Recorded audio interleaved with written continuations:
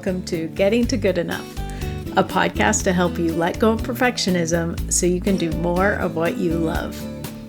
I'm Shannon Wilkinson, a life coach in Portland, Oregon. I'm a recovering perfectionist who's getting better at good enough. And I'm Janine Adams, a certified professional organizer in St. Louis, Missouri, and I'm lucky enough to be naturally good at good enough. And today we're talking about how to choose between those competing priorities that we talked about last week. Hey,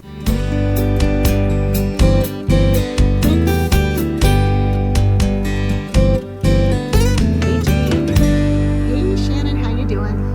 I'm doing pretty well. How are you? I'm doing pretty well, too. Good. I have to confess, I have the yawns. Uh-oh. I know, it's weird. Like, the whole time I was doing the intro, I was worried that I was going to yawn in the middle of it. That would be bad. Yeah, it's not that I find this boring. I find this very interesting and even exciting to talk about. And now I feel like yawning just because you used the word yawn.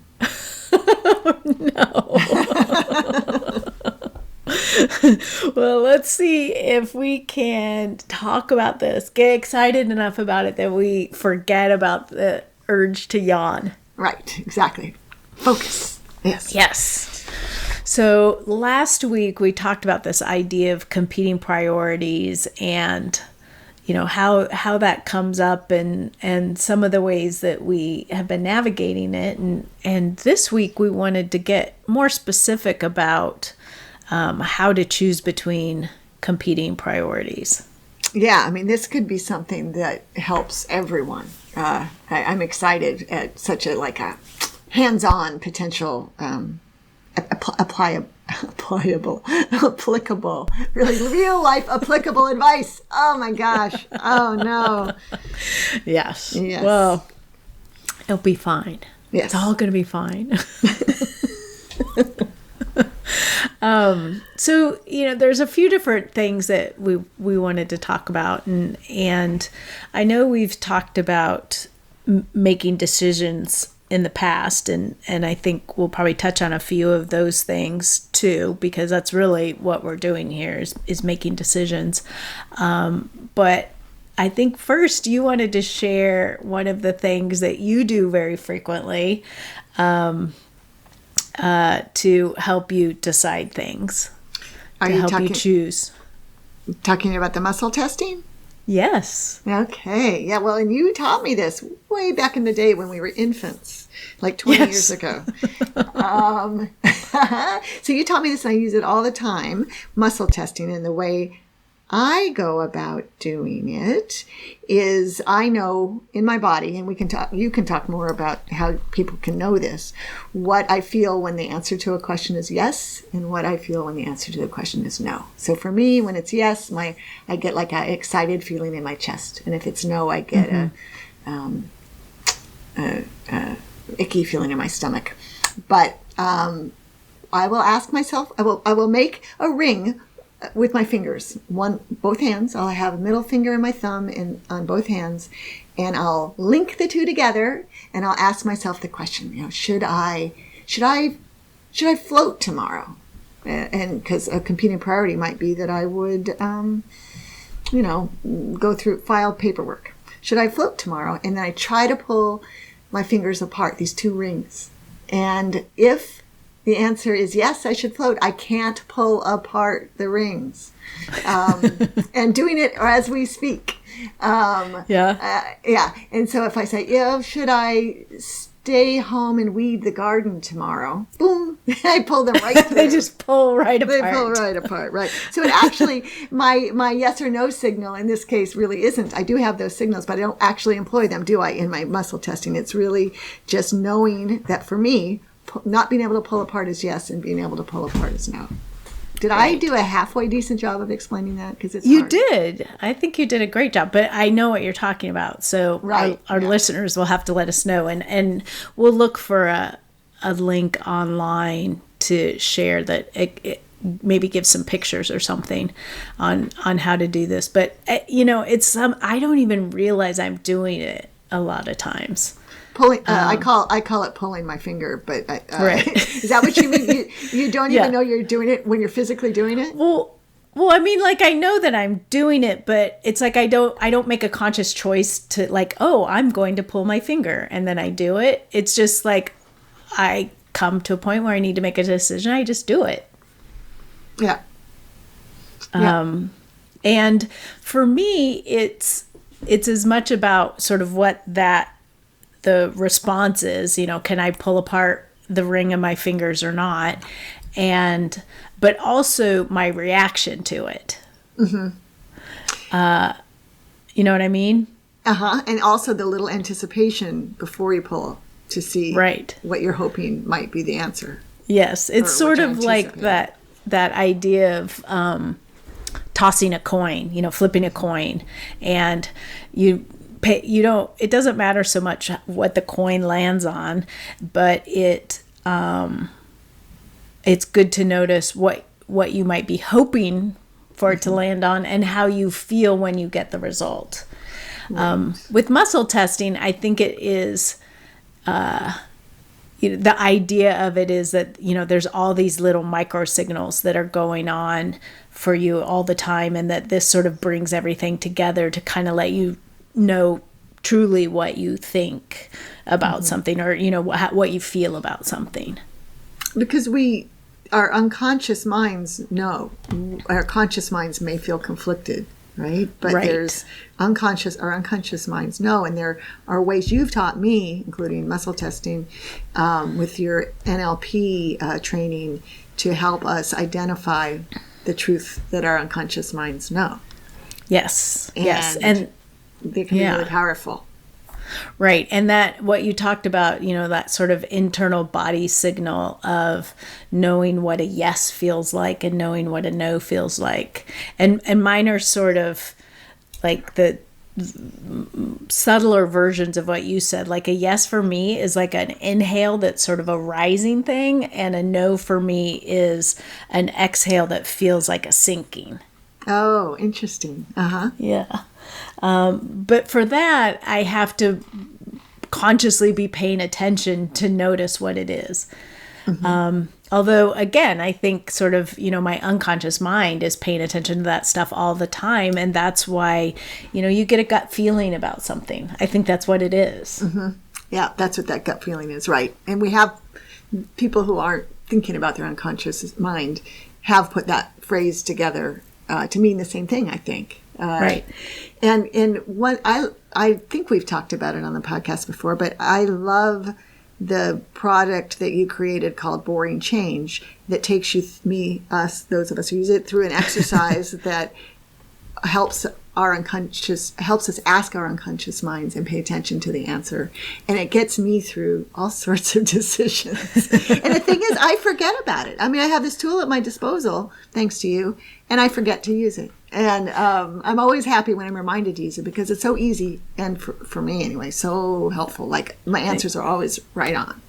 Yeah. Well, and it's interesting that you bring it up in this context, because it is really good for that, to, sort of make a conscious decision, use your unconscious knowing or knowledge to make a conscious decision.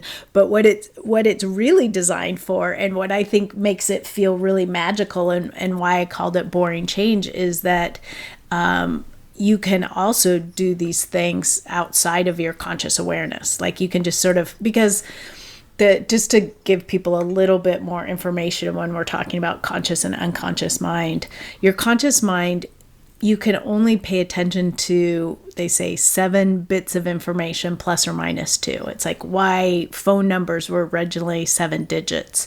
You can only have like this very small amount of information that you're consciously aware of at any given moment.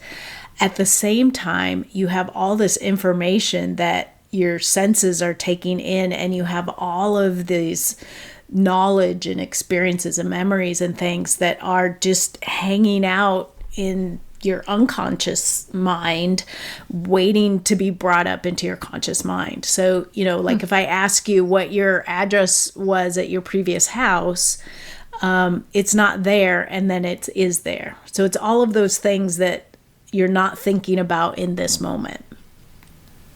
That are hanging out waiting for you to think about them. Right. Huh, okay. Right.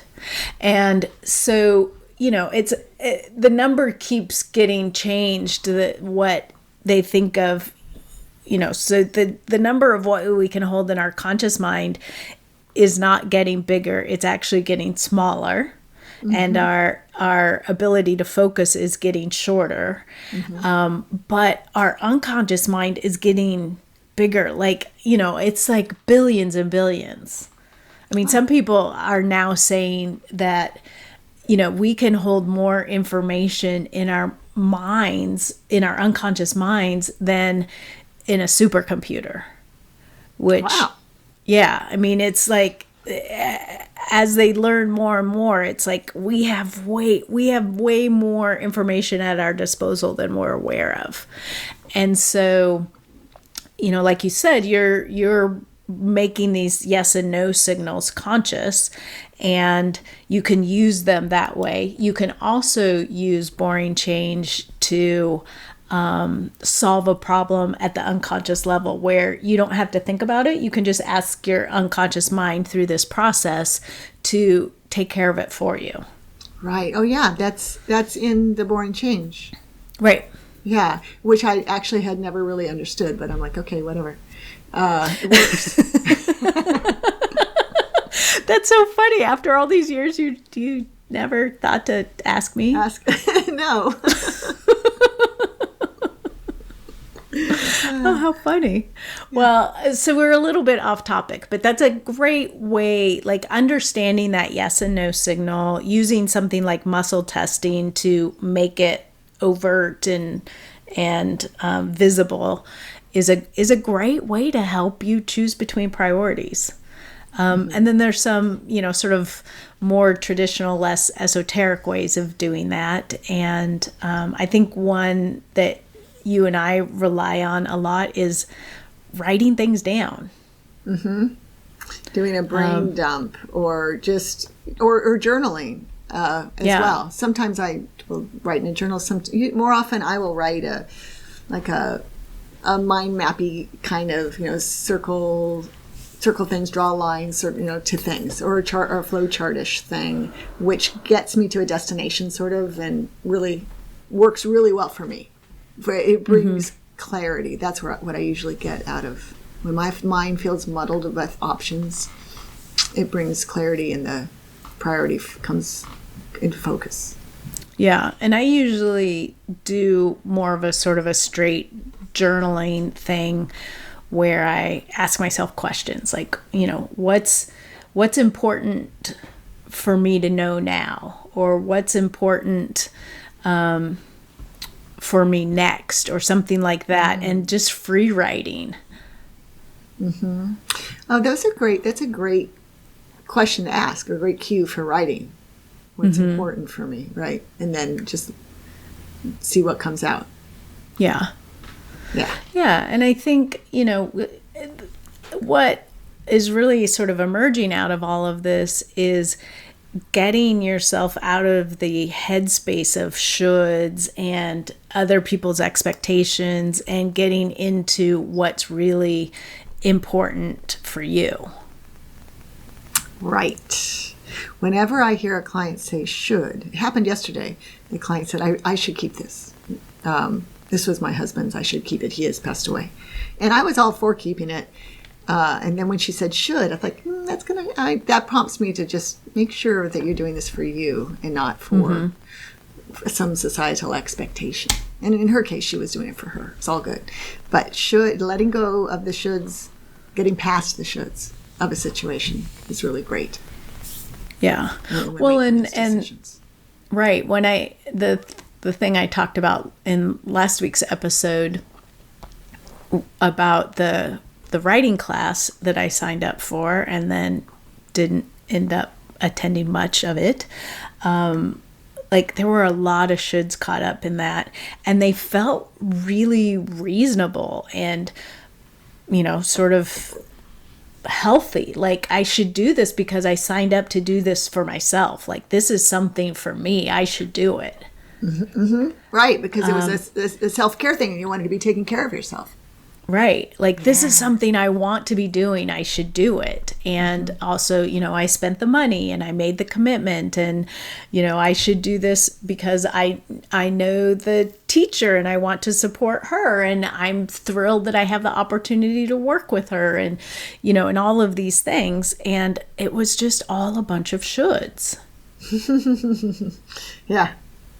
And so did you recognize that? Like, did that come into your consciousness that you were saying all these shoulds? Yes, it did. And that's when I realized that it wasn't the most important way for me to be using my energy. At the time. And that's really what it felt like. I thought this was going to be the right time, and things changed, and now it's not the right time. But it will be the right time again at some point. And I'm sure the instructor understood. Yes. Oh, 100%. And that's the other thing, is that, most people are very understanding when you have to pick between things, and because you can't do everything, most people are pretty understanding. People, yeah, absolutely. Consequences are often less dire than you might expect. Right. I mean, the people that you're saying no to, in essence. Yeah. Yeah. And then, you can always do, two other things are coming to mind. One is to really get in touch with your why, and it may be useful to consider sort of your bigger why, not necessarily your why for the particular things that you're choosing between, the priorities that you're trying to organize, but your bigger why. Like, what are your values? What matters to you in your life? And letting that guide how you spend your time and energy. Right. Yeah. And it's that sometimes it's necessary to zoom out to that big picture. Yes. And consider those things. I think, excuse me, we have do we have an episode about figuring out your values or something like that? I think maybe we do. Maybe. Yeah. If not, we should do one. That's right. So I'll, when I do the show notes, I'll supply a link if there is one. Okay. And otherwise, I'll put it on our topics list.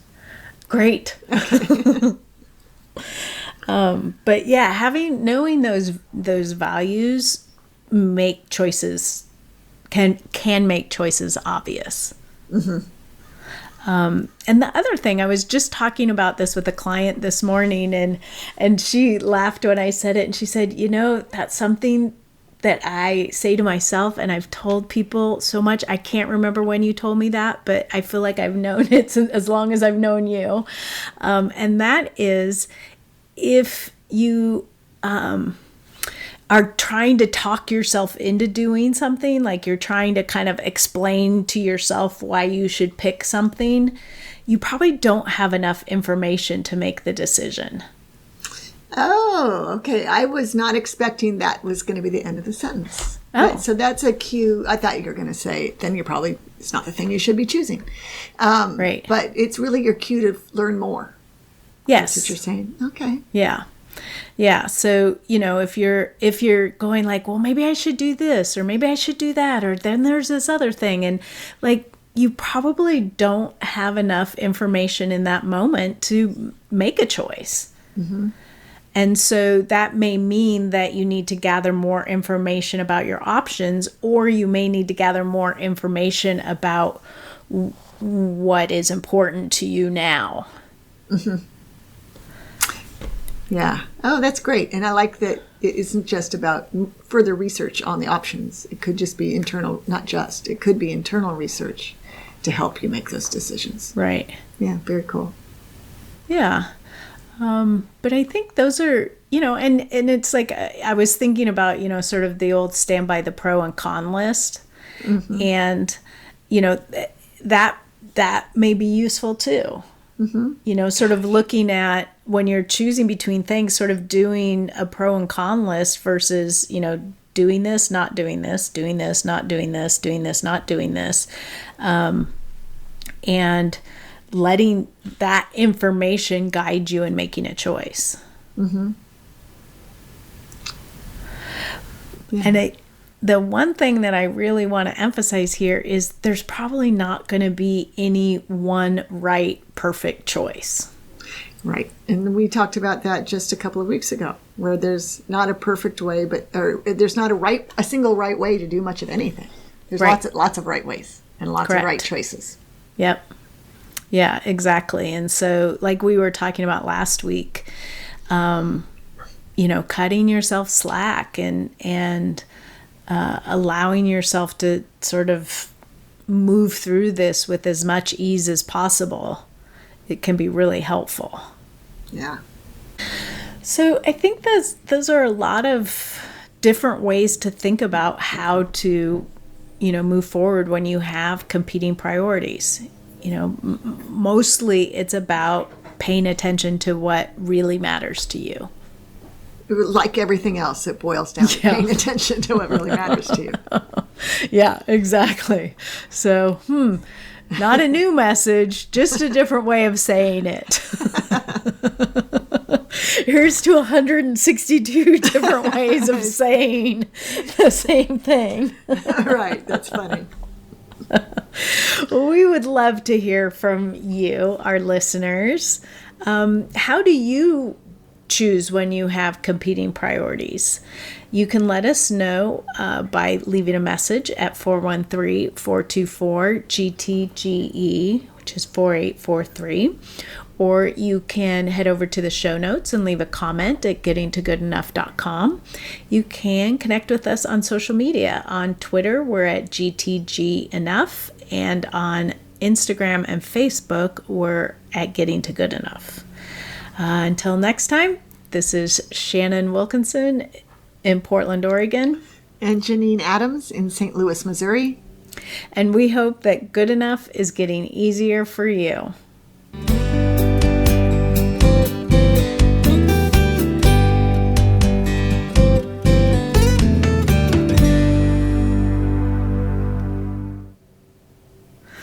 What are you going to pull your finger on next? I don't know.